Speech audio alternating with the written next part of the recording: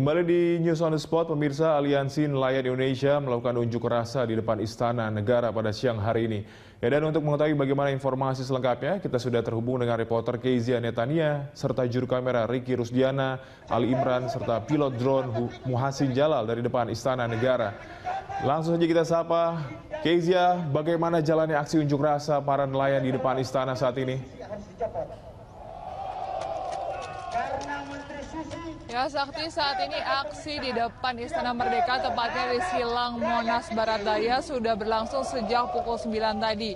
Sejak pukul 9, ini ada 3.000 lebih massa, yaitu dari Aliansi Nelayan Indonesia, yang berjalan dari kawasan Istiqlal, masuk di dalam Monas, melalui lapangan Monas, dan keluar di Silang Monas Barat Daya ini.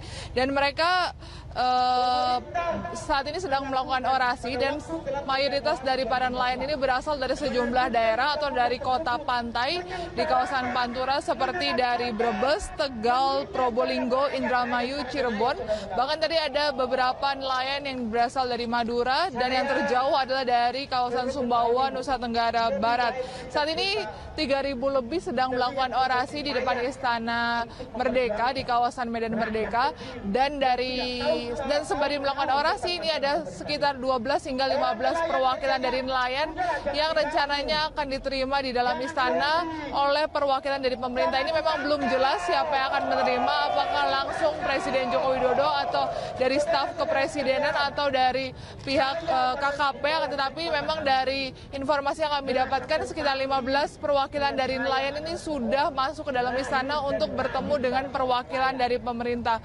Memang ada 10 tuntutan dari nelayan-nelayan ini, dan salah satu yang mereka paling sering dengung-dengungkan di depan dari Istana Merdeka ini adalah terkait dengan Permen dari Susi Pujiastuti nomor 2 tahun 2015, yaitu terkait dengan pelarangan penggunaan pukat hela dan pukat tarik atau yang biasa kita kenal dengan nama cantrang. Dan pelarangan pukat tarik atau cantrang ini, mereka ingin masyarakat atau massa nelayan ini menginginkan agar penggunaan pukat tarik atau cantrang ini tidak dibatasi berdasarkan gross ton dari kapal. Karena selama ini kebijakan yang berlaku dari Susi Pujiastuti adalah bahwa kapal-kapal dengan muatan di bawah 10 gross ton ini dipersilakan untuk menggunakan cantrang, tapi pengganti cantrang yang lebih ramah terhadap lingkungan. Akan tetapi untuk kapal-kapal dengan muatan besar, yaitu di atas 30 gross ton, ini diharapkan atau dilarang menggunakan cantrang, karena berdasarkan survei dari WWF tahun 2015 bahwa penggunaan cantrang sendiri sebenarnya merusak ekosistem lingkungan, karena hampir 40% dari penggunaan cantrang dan hasil tangkapan dari cantrang 40%-nya adalah ikan-ikan kecil dan biota laut. Bahkan nelayan sendiri menganggap bahwa biota laut atau ikan kecil yang tertangkap ini terlalu tidak ada harganya jika dijual ke pasaran, sehingga mereka sendiri akan membuang ikan-ikan kecil ini kembali ke laut. Ini yang menyebabkan biota laut dan ekosistem laut terganggu, karena 40% dari hasil tangkapan menggunakan cantrang ini dikembalikan ke laut dengan kondisi yang sudah mati. Dan untuk saat ini sendiri, berdasarkan informasi terakhir dari Susi Pujiastuti yang telah berkomunikasi langsung dengan Presiden Joko Widodo sejak dari Mei lalu, memang dari Joko Widodo sendiri telah menginstruksikan agar penggunaan cantrang ini tetap diperbolehkan khususnya untuk di kawasan Jawa Tengah dan ditangguhkan hingga akhir tahun 2017 mendatang. Sakti.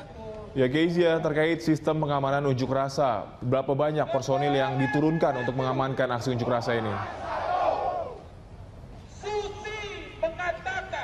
Ya, Sakti, untuk jumlah personil yang diturunkan sendiri ini sudah berkoordinasi dari Polsek Gambir bekerjasama dengan Polres Jakarta Pusat. Ada sekitar 1.800 personel yang disiagakan, dan ini posisinya adalah masyarakat berada di dalam di depan lapangan Monas, dan para personel berjaga di bagian luar, juga dibantu dengan tambahan kawat untuk menghalangi massa bergerak lebih maju lagi. Akan tetapi memang kami informasikan bahwa kondisi dari massa massa pun dalam situasi yang cukup kondusif, tidak ada perlawanan yang terlalu berarti, mereka hanya melakukan orasi-orasi saja di depan sini. Selain itu juga tidak ada pengalihan arus lalu lintas di depan Jalan Medan Merdeka Barat maupun Medan Merdeka Selatan.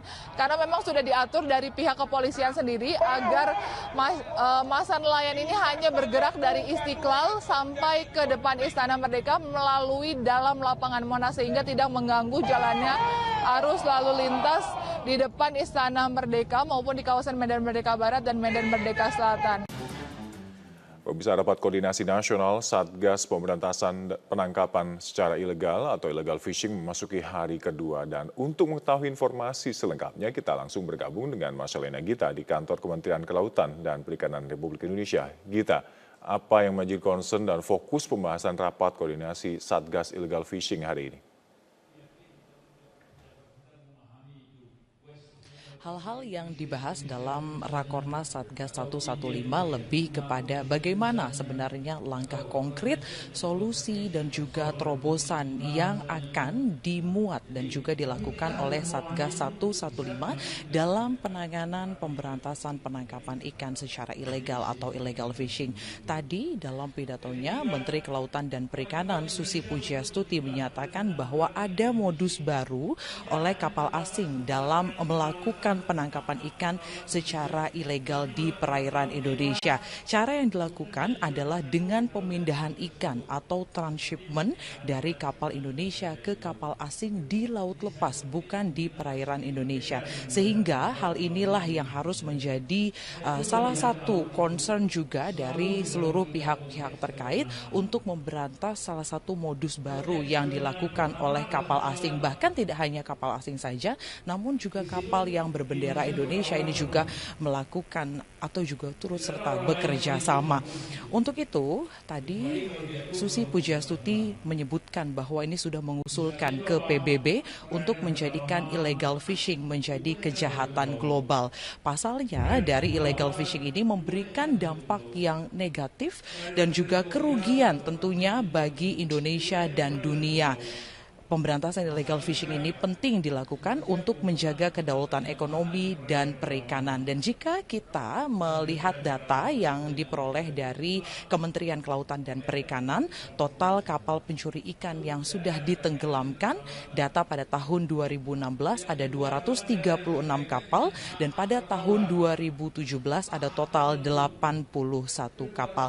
Tidak hanya itu, tadi juga Menteri Koordinator Kemaritiman Luhut Binsar Panjaitan menyebutkan bahwa ekonomi maritim Indonesia ini terdiri dari 9 sektor, yaitu perikanan, ESDM, industri, bioteknologi, industri maritim, jasa maritim, wisata bahari, perhubungan laut, bangunan laut, dan hankam laut. Namun berdasarkan data yang diperoleh bahwa dari 9 sektor tersebut, indikator ekonomi maritim Indonesia menunjukkan bahwa saat ini mencapai 6,04% dari PDB 2016 senilai 749 triliun rupiah.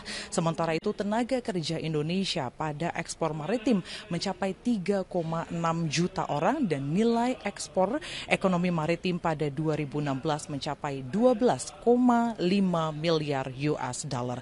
Berikut kita dengarkan pernyataan selengkapnya dari Susi Pujiastuti, Menteri Kelautan dan Perikanan. Semuanya sudah bicara tentang blue economy. Ekonomi yang sustainable, ekonomi yang berkelanjutan, yang free of maintenance hanya karena kita pasang-pasang policy yang benar dan kita tegakkan policy tersebut, ekonomi akan flowing dengan sendirinya, bisa dinikmati oleh semua elemen dari bangsa Indonesia.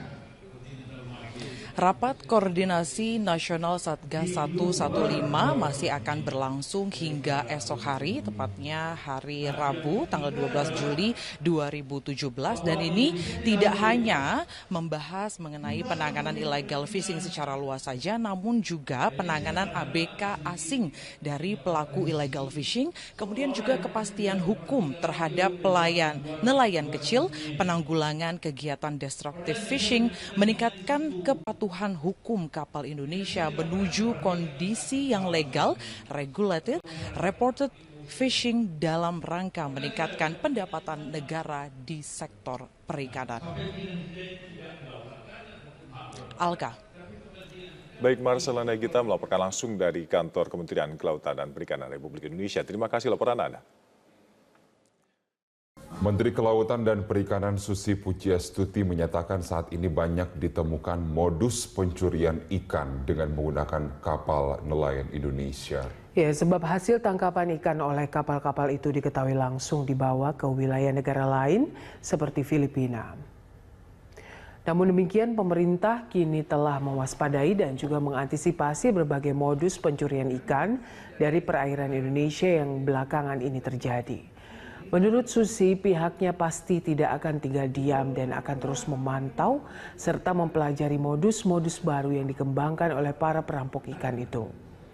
Susi juga menegaskan pemerintahan Jokowi JK tidak akan pernah mentolerir pencurian ikan di wilayah yurisdiksi Indonesia. Siapapun pelakunya akan ditindak secara tegas. Hal ini disampaikan Susi saat rapat koordinasi nasional Satuan Tugas 115 dalam rangka pemberantasan penangkapan ikan ilegal di Hotel Said Jakarta. Modus baru ya, banyak kapal Indonesia ABK-nya Filipina. Kemarin kita juga baru menyidik yang ada di Ambon. Ternyata ada beberapa orang yang dikenal sapi atau apa yang katanya stateless, padahal mereka bukan stateless. Mereka memang dimanfaatkan oleh para pengusaha untuk mencuri ikan di wilayah Indonesia. Dan hasil tangkapannya diangkut ke high seas untuk ditranship ke. Inilah headline news pukul 14 waktu Indonesia Barat. Ribuan nelayan dari Pantura, Jawa Tengah melakukan unjuk rasa di depan Istana Negara mendesak agar pemerintah melegalkan alat tangkap jenis cantrang. Usai berkumpul di Patung Kuda, ribuan nelayan yang berasal dari sejumlah daerah di Pantura seperti Cirebon, Brebes, Tegal hingga Pekalongan langsung melakukan aksi berjalan ke depan Istana Negara.